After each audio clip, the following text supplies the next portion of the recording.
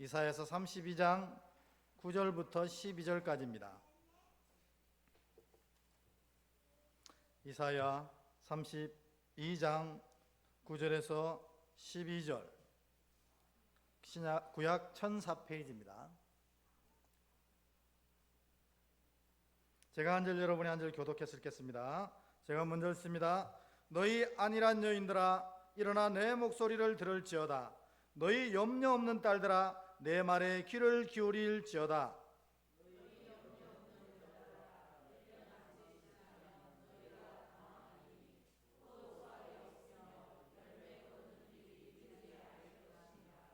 너희 안일한 여자들아, 떨지어다. 너희 염려 없는 자들아, 당황할지어다. 옷을 벗어 몸을 드러내고 배로 허리를 동일지어다.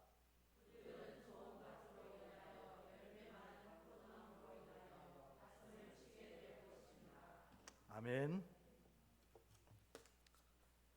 그동안 잘 지내셨습니까? 우리 앞뒤에 있는 분들한테 우리 항상 주님 은혜 가운데서 평안하십시오, 이렇게 인사하겠습니다. 항상 주님 은혜 가운데서 평안하십시오. 아멘. 네.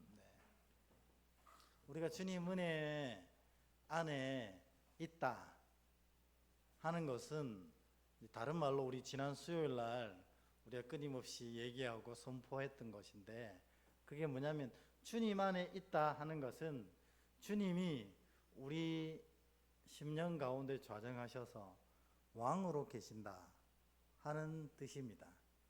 그러니까 여러분, 믿음의 자녀들은 분명히 선포하고 고백해야 될 필요가 있는 것은 우리 믿음의 자녀의 삶이 하나님 인도하심과 지키심이 날마다 있다는 것입니다. 그래서 어떤 순간에도 그 세상이 주는 어려움에 질 수 없는 자가 믿음의 자녀다 하는 겁니다. 왜 그렇습니까? 여기에 왕이 계시기 때문에 그렇습니다. 이 왕께서 세상의 어려움과 모진 풍파가 밀려올 때에 이 왕이 좌정하셔서 그 어려움의 본질이 뭐고 이 어려움을 어떻게 극복해낼 수 있고 피할 길은 무엇인지, 또 이 좌정하신 왕께서 이 일을 감당치 못하겠거든 그를 이길 수 있는 힘까지 부어주시는 것입니다. 그래서 진짜로 내가 믿음이 있다는 것은 여기에 왕이 좌정하신 것이고, 여기에 왕이 좌정하신 것은 삶의 모든 것을 이겨내는 힘이 이미 그 안에 있다 하는 것입니다. 여러분 모두가 이 안에 왕이 좌정하신 복된 자가 되시기를 주의 이름으로 축복합니다. 근데 왕이 없는 사람이 있습니다. 아니, 예수를 믿으면서도 여기에 예수님이 좌정 안 하신 사람이 있습니까? 있더라고요. 몸은 예수를 믿고 따르고 있는데 정작 여기에 예수께서 좌정하시지 않으셔서 환난과 어려움 속에서 오롯이 힘들어하고 아파하는 자들을 보게 된다는 것입니다. 여러분, 여기에 왕이 없는 자들의 첫 번째 특징이 뭡니까? 문제가 생기면 우왕좌왕한다는 것입니다. 오늘 그 이사야서 말씀처럼 이 히스기야 왕이 다스리던 유다가 사내립이 쳐들어오니까 우왕좌왕해서 애굽에 도움을 청하러 갔다가 이도 안 되니 아수르에게 무릎을 꿇자 하다가 우왕좌왕하는 것입니다. 예, 왕이 안 계시면 그렇다는 것입니다. 여러분들도 삶에 문제가 생기면 제일 먼저 발동하는 게 뭡니까? 우리의 이 하찮은 지혜가 발동하기 시작하는 겁니다. 이 문제를 어떻게 풀어내야 하나 하고 인간적인 방법을 막 쓰기 시작하는 거예요. 여러분, 제가 20년 넘게 성도들의 삶을 보면 인간적인 방법을 써서 문제를 해결하려고 하는 성도들이 아름다운 열매 맺는 걸 한 번도 보지 못했습니다. 세상 사람들은 저는 잘 몰라요. 관심도 없고. 근데 하나님의 자녀들이, 왕이 좌정하고 계신 하나님의 자녀들이 문제가 발생할 때 이 왕에게 아뢰고 왕이 안내하고 왕이 지시하시는 길로 가지 아니하고 자신의 판단과 생각대로 일을 행해서 당하는 많은 어려움들을 보게 됩니다. 왕이 계신 자들은 절대 그렇지 않습니다. 그런데 왕 없으면 우왕, 자왕 한다는 것입니다. 두 번째로 왕이 없으면 이 어려움을 이길 힘이 없습니다. 여러분, 우리의 싸움은 혈과 육의 싸움이 아니라고 여러분 주님이 분명히 얘기하셨거든요. 우리의 싸움은 어떤 싸움입니까? 공중 권세 잡은 자들과의 영적인 싸움입니다. 에이 목사님, 모든 게 다 영적인 싸움입니까? 안 그런 것도 있잖아요. 절대 그렇지 않습니다. 믿음의 자녀들의 싸움은 다 혈과 육 이 싸움이 아니라 영적인 싸움입니다. 우리가 볼 때 그냥 세상적인 일, 육적인 일과 싸우는 것 같아도 그 뒤에 믿음의 자녀들을 흔들고 믿음의 자녀들을 집어삼키기 위한 사단이 배후에 다 있다는 것입니다. 그래서 우리가 이 싸움을 이겨낼 수 있는가? 절대로 이기지 못합니다. 그래서 믿음의 자녀들이 자신의 방법으로 이것을 쓰려고 하다가 와르르 좀 무너져 가는 것을 너무나 많이 보게 됩니다. 처음에는 해결되는 것 같습니다. 인간적인 방법을 쓰고 인간의 지혜를 쓰면 그렇지 참 똑똑하다 이렇게 보일 수도 있습니다. 결과적으로 그것들이 나중에 더 크게 무너지는 걸 보아왔습니다. 여러분, 하나님의 자녀들은 오직 하나님이 알려주시는 하나님의 방법으로 그 일을 처리해야 됩니다. 그래야 완벽하게 승리할 수 있는 것입니다. 왜 그러냐고요? 믿음의 자녀의 싸움은 모두가 다 영적인 싸움이기 때문에 그렇습니다. 왕이 자정하시면 이를 충분히 이겨낼 수 있도록 방법과 힘을 주시는 것입니다. 그런데 내가 날마다 이 어려움 속에 지고 있고 아파하고 힘들어하고 있다면 딱 한 가지를 점검해 보면 됩니다. 여기에 왕이 계시냐는 거죠. 왕이 계시면 반드시 이 왕께서 우리의 삶을 이기게 하시는 줄 믿습니다. 그러니까 여러분, 결론적으로 믿음의 자녀들이 힘들고 어렵다, 인생이 너무 고달프다 하는 것은 삶 때문이 절대 아니라는 사실을 여러분 기억해야 됩니다. 삶이 너무 힘들고 내게 다가온 이 문제가 너무 커서 그렇다, 절대로 아닙니다. 믿음의 자녀가 힘들다 하는 것은 딱 한 가지, 그 마음 중심에 누가 계시지 않았겠습니까? 왕이 계시지 않았어요. 예수, 우리 왕께서 여기서 좌정하시지 않기 때문에 삶이 힘들고 어려워지는 거라는 겁니다. 이게 지난 수요일 날 했던 얘기입니다. 그래서 왕이 좌정하신 자들은 완전한 순종을 하게 됩니다. 왜? 왕이 여기 계시니까 완전한 순종을 하게 됩니다. 더 많은 얘기 하지 않겠습니다. 또 완전한 보호하심을 경험하게 됩니다. 그러니 좌정하신 왕과 늘 함께 동행하는 자들은 날마다 하나님의 은혜를 매일매일 경험하며 살아가게 될 수밖에 없는 겁니다. 왕께서 완전한 보호하심으로 그를 지키시기 때문입니다. 그러니까 여러분, 잘 판단해 보십시오. 내가 세상의 모든 어려움에 흔들흔들해서 맨날 입에서 나오는 말이 어우 힘들어 죽겠어요, 이런 말을 하고만 있다면 왕이 안 계신 것입니다. 또 하나님의 말씀에 완전한 순종 없이 내 기분 좋으면 순종하고 있다가 내 기분 나쁘면 순종 안 하고 있고 이러고 있다면 왕이 안 계신 겁니다. 그리고 날마다 내가 믿음을 살아가는데도 하나님의 보호하심이 실제로 느껴지지 않는다면 내 안에 왕이 계시지 않는다는 것입니다.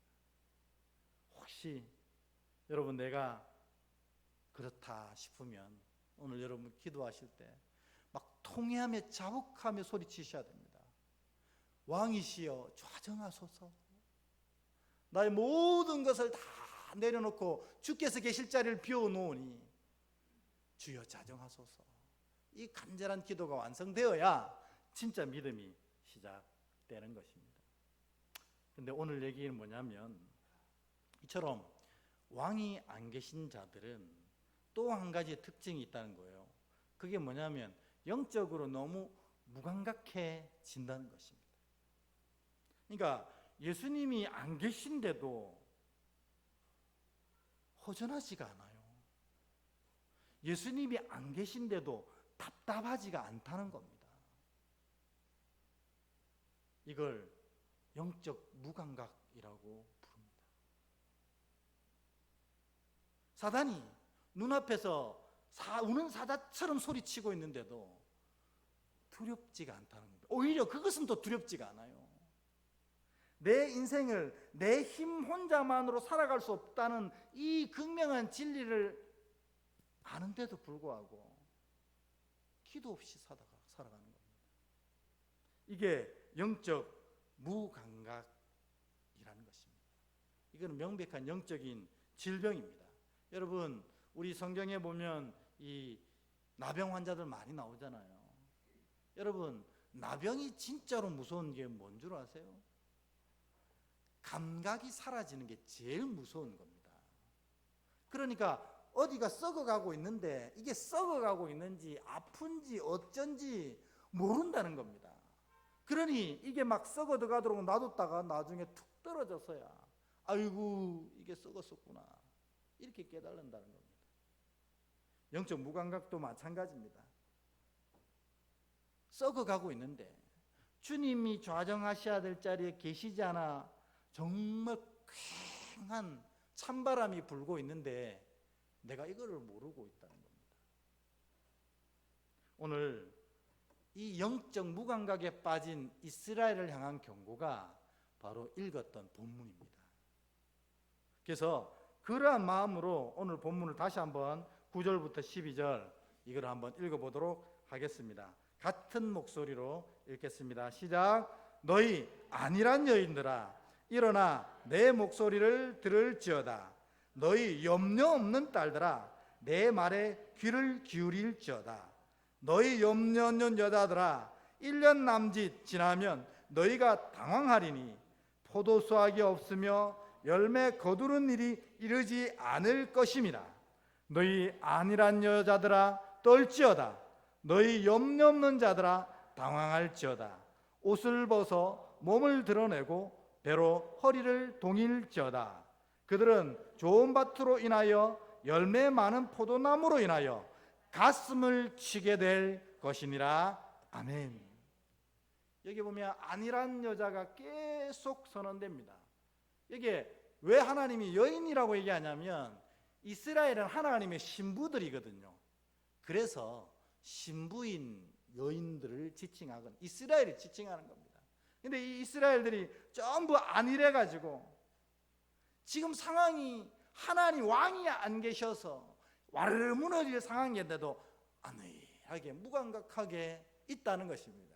결국 너희들이 어떻게 될 것이냐면 가슴을 치며 통곡하게 될 거라고 주님 얘기하시는 것입니다. 여러분, 우리도 혹시 이 본문에 나오는 안일한 여인들 아닙니까? 예수님이 안 계신데 마음이 오히려 편안합니다. 사단이 우리를 삼키려고 우리에게 달려오는데도 두려움이 없습니다. 우리가 이 영적인 이 안일함, 영적인 무감각, 영적인 한센병에 빠져 있다 하는 것입니다. 저는 오늘 본문을 계속해서 읽어가면서 오늘 이 영적 무감각에 빠진 사람들의 가장 큰 특징이 뭘까 생각해 봤습니다. 그거는 다른 게 아니라 기도하지 않는다는 것입니다. 또 기도냐? 또 기도입니다. 믿음은 예수 그리스도께서 우리에게 주시는 것이지만 믿음의 생활은 꽉 짜면 한 단어가 떨어져 나옵니다. 그건 기도입니다. 왜냐하면 우리가 믿음을 제대로 살아낼 수가 있냐는 겁니다. 우리가 세상을 이길 힘이 있냐는 겁니다. 여러분 가만 내버려두면 여러분이 천국의 입구까지 온전히 멋있게 달려갈 수가 있냐는 거예요. 제가 이런 결론을 내면 섭섭할 수도 있겠지만, 여러분 모두, 이 자리에 앉아 있는 모두는 천국에 갈 만한 힘과 믿음이 부족한 사람들이에요. 우리 주님께서, 좌정하신 왕께서 우리를 끝까지 이끌어 가셔야만 우리가 천국의 문에 다다를 수 있고 그 천국에서 믿음으로 인정받는 삶을 살 수가 있다는 것입니다. 그러면 우리 주님이 우리를 이렇게 이끌어 가시는 방법이 뭐냐? 성경에 보면 기도하게 하신다는 것입니다. 기도로 하나님의 뜻을 듣게 되고, 기도함으로 하나님이 뭐라고 하시는지를 알게 되고, 우리가 어떻게 행할지를 배우게 되는 것입니다. 그리고 이 기도로 말미암아 우리를 무너뜨리려고 하는 악한 영의 괴계를 박해내고 이것을 무너뜨릴 수 있는 영적인 힘도 하나님께 받게 되는 것입니다. 그러므로 기도하지 않는다는 것은 신앙을 하지 않겠다는 뜻이고, 본의 아니게요, 하지 않겠다는 뜻이고, 또 그 안에 왕이 좌정하고 계시지 않다는 증거가 되는 것입니다. 왜냐하면 이 안에 계신 이 왕이신 예수님과 끊임없이 대화하는 것을 우리는 기도라고 부르거든요.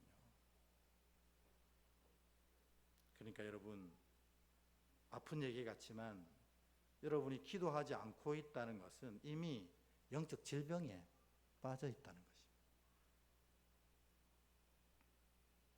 기도해야 합니다.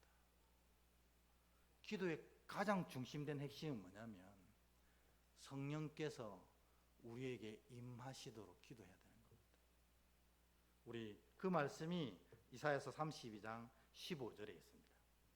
32장 15절 우리 같은 목소리로 읽어보도록 하겠습니다. 시작. 마침내 위에서부터 영을 우리에게 부어 주시리니 광야가 아름다운 밭이 되며 아름다운 밭을 숲으로 여기게 되리라. 아멘.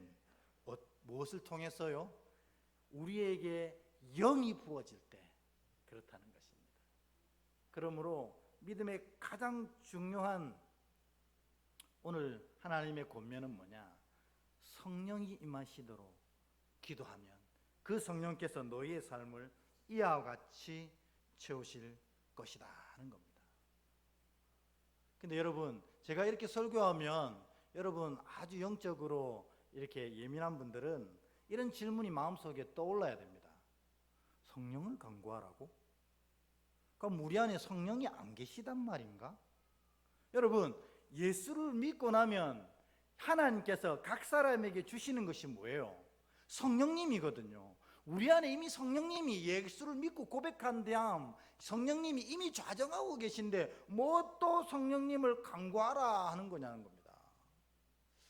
그런 질문 다 드셨죠? 그게 뭐냐면 이 뜻은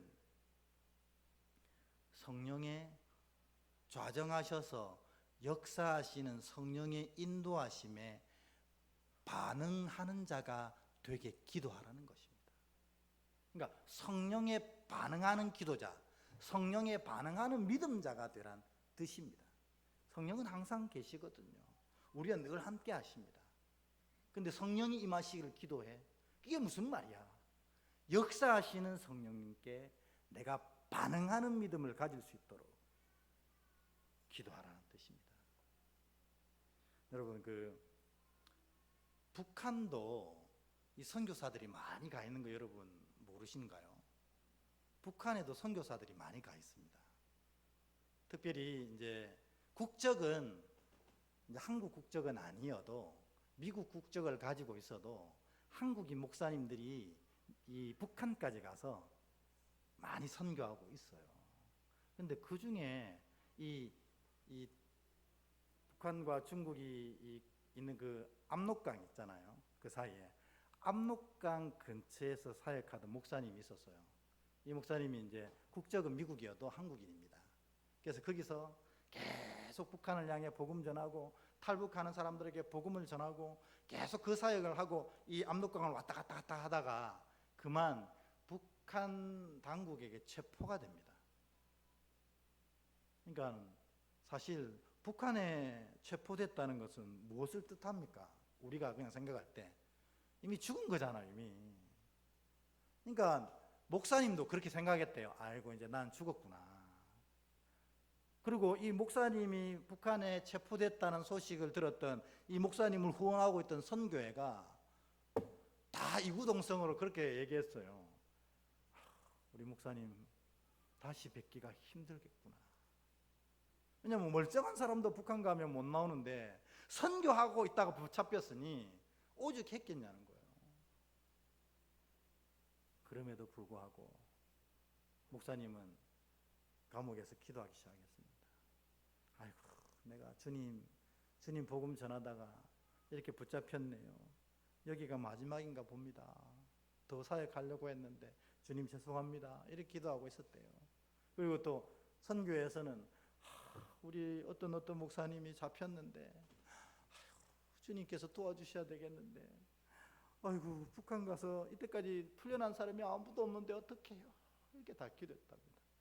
그러니까 마음이 안타까워서 기도를 하기는 했는데 실제로는 다 당사자도 그렇고 이를 위해 중보하던 모든 기도자들도 그렇고 이 목사님은 더 이상은 보기 힘들겠다 이렇게 생각했다요. 근데요, 진짜로 유례 없이 이 목사님이 붙잡혔다가 딱 한 달 만에 석방이 되었어요. 그러니까 기대 안 하고 있던 목사님도 놀라고 기대 안 하고 있던 선교회도 놀라고 다 깜짝 놀랐어요. 왜냐하면 복음 전하다 붙잡힌 목사를 풀어준 게 처음이거든요. 여러분, 여기 무엇을 얘기합니까? 기도는 기도하는 사람의 믿음이나 기도의 내용과는 상관없다는 것입니다. 기도는 기도를 들으시는 하나님의 뜻에 의해 결정된다는 사실을 여러분 기억하셔야 돼요. 그러니까 내가 기도할 때 믿음이 온전한 믿음이 없어서 또 기도를 이렇게 막 기가 막히게 술술술 못해서 그건 다 핑계라는 것입니다. 기도는 들으시는 하나님의 뜻에 의해서 결정되는 거예요. 근데 문제는 뭐냐? 기도하고 안 하고가 문제라는 것입니다. 여러분, 성령께 반응하는 믿음이 뭐냐? 바로 이겁니다. 내가 생각할 때는 안 될 것 같아도, 기도해봐야 별 수 없을 것 같아도 목사님이 풀려날 때까지 모두 모여서 기도하는 거예요. 어쨌든 간에 마음으로는 아이고 우리 목사님 되겠나 해도 기도 자리에 몸을 끄집고 와서 앉히는 것이 성령께 반응하는 믿음이라는 겁니다. 그런 기도자의 기도를 하나님의 뜻으로 세워가시는 것입니다. 그러니까 여러분, 성령께 반응하는 믿음이란 뭐냐면 결국 마음이 뜨겁지 못하고 의지가 강하지 못해도 하나님께서 하라고 하신 일에 대해서 몸을 끄집고 가는 겁니다. 그것이 성령께 반응하는 믿음이고, 그런 믿음에 하나님의 역사가 이루어져 가는 것입니다. 그러니까 여러분, 막 우리의 마음이 전심으로 주를 향하면 더 좋죠. 우리의 용이 오롯이 하나님을 향해 가 있어도 더 좋죠. 그러나 우리 연약한 자들이 그렇지 않을 때가 더 많다는 것입니다. 그럴 때 성령께 반응하는 믿음과 기도는 뭐냐면, 마음은 딸려가지 않고 영이 내키지 않아도 몸이 하나님의 자리 앞에 있을 때, 몸은 기도의 자리에 있을 때, 그것이 성령께 반응하는 믿음이 되고, 그것을 보시고 하나님의 뜻을 이루어 가시더라는 겁니다.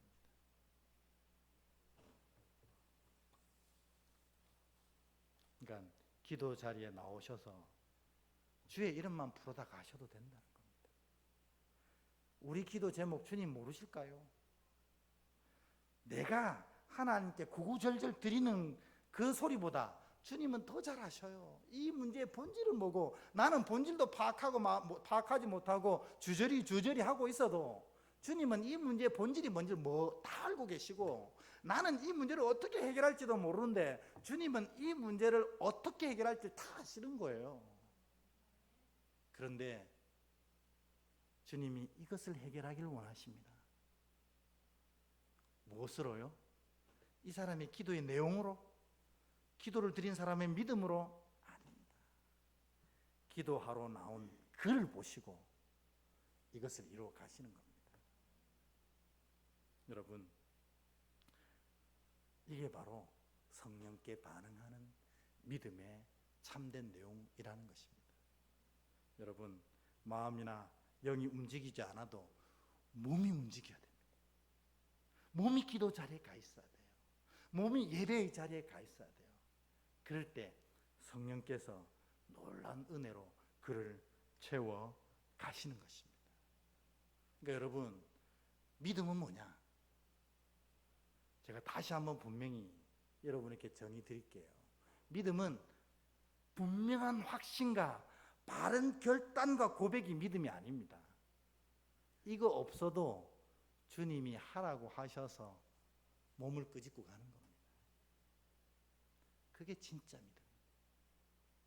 그런 놀라운 믿음을 소유하시기를 주의 이름으로 축원합니다. 목사님 한 분이 정말 괴로운 일이 생기셨대요. 저희 교회도 이제 이번에 코로나 때문에 좀 아픈 분이 많아서 힘들었는데 이 교회에 진짜 속상한 환자가 생겼대요. 초등학교 2학년짜리입니다. 초등학교 2학년이면 몇 살이에요 도대체?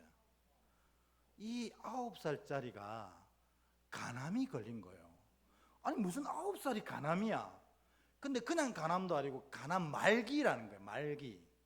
말기면 뭐예요? 간에서 시작한 암이 전 내장에 다 퍼져서 손을 댈 수가 없는 상황이 돼버렸다는 겁니다.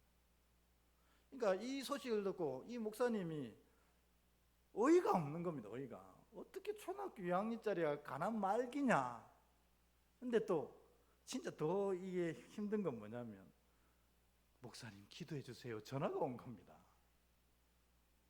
여러분, 이럴 때 목사가 진짜 힘듭니다. 도대체 뭐라고 기도해야 될지. 이제 시한부 6개월 남았다 했거든요. 6개월 남았다 했는데 목사가 뭐라고 기도해야 될지 모르겠는 거예요. 그래서 그 목사님이 막 신방을 가면서 막 얼굴이 새카매졌답니다. 주님 당장 낫게 해 주십시오. 막 이렇게 기도하고 싶은데 그렇게 안 될 수도 있잖아요. 하나님 뜻이 아닐 수도 있잖아요. 그러니까 당장 낫게 해주세요 기도도 못하고 이제 6개월 남았는데 또 이 조그만 아이가 막 배에 복수가 차갖고 이만하더래요. 걔를 보고 뭐라고 해야 될지도 모르겠고 막. 그냥 계속 목사님이 주여 무엇을 기도해야 될까요? 네, 이 병실 문을 탁 여는데 하나님이 그렇게 얘기하시더래요. 그 아이에게 언제나 성령님과 함께 하거라. 그렇게 얘기해 주라는 겁니다. 그래가지고 목사님이 기도할 때 진짜 짧게 기도했대요. 하나님, 오늘 이 귀한 아이가 날마다 성령님과 함께 해달라고 기도하게 해주세요. 그러고 말아버렸대요. 근데 놀랍게도 그 초등학교 2학년짜리가 배가 이따만해 고통스러워하면서도 목사님이 그렇게 기도하니까 뭐라고 했냐면 얘가 아멘 그냥도 아니고 앞에 네 아멘 이렇게 하더래요. 그리고 그 아이 얼굴을 보니까 진짜로 아픈 아이 안 같더라는 거예요. 질병이 있든 없든 아골골짝 빈들에서도 주님이 함께 하시면 그곳이 하늘나라라고 찬양하는 찬양이 그 아이의 얼굴에 묻어나는 거예요. 언제나 성령님과 함께하는 사람이 되게 해주세요 했는데 이 아이가 아멘, 네 아멘 이렇게 하더래요. 네 아멘 하는데 그때 얼굴이 하늘나라로 싹 바뀌어가는 겁니다. 이 기도, 그 짧은 한마디 기도를 이 아이가 받은 거예요. 여러분, 성령께 반응하는 믿음은 바로 이것입니다. 상황이 형편이 마음이 안 돼도 성령과 함께 하겠다는 고백으로 있으면 이런 은혜가 나타나고 그 자리에 하늘나라가 완성되는 것입니다. 여러분, 우리 믿음이 모세처럼 바뀌면 얼마나 좋겠어요. 우리의 삶이 바울처럼 바뀌면 얼마나 좋겠어요. 근데 그게 불가능한. 그러나 이거는 가능하다는 겁니다. 언제나 성령님께 반응하게 해주세요. 마음이 믿음이 따라가지 못해도 몸은 늘 성령님 따라가게 해주세요. 그렇게 할 때 그의 놀라운 성령의 은혜가 나타나서 부족한 믿음과 마음도 하나님께서 만져주셔서 온전하게 만들어 주시더라는 겁니다. 그래서 사실 그 초등학교 2학년짜리 가난말기 이 진단받고 6개월 남았다고 하는 그 아이가 그 자리에서 기도하는 모든 사람들보다 제일 하늘나라에 가까운 표정을 짓고 있더라는 겁니다.